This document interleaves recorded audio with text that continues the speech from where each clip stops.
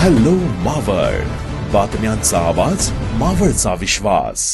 यशवंतराव चव्हाण द्रुतगती मार्गावरील किलोमीटर 58-500 डोंगरगाव कुसगाव परिसरात पुलाच्या शटरिंग काढणे आणि रंगकामासाठी वाहतूक तात्पुरती बंद ठेवण्यात येणार आहे.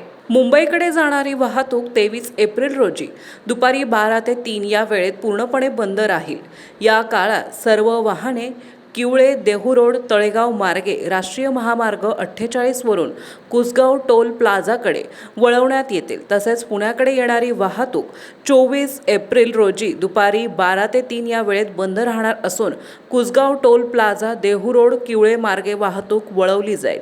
वाहन चालकांनी प्रवासाचे नियोजन करून पर्यायी मार्गाचा वापर करावा असे आवाहन करण्यात आले.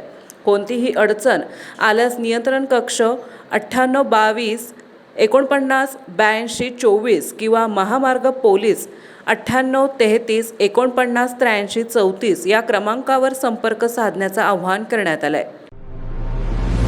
आताच हॅलो मावळ YouTube चॅनलला सबस्क्राईब करा आणि आमच्या फेसबुक पेजला फॉलो करायला विसरू नका.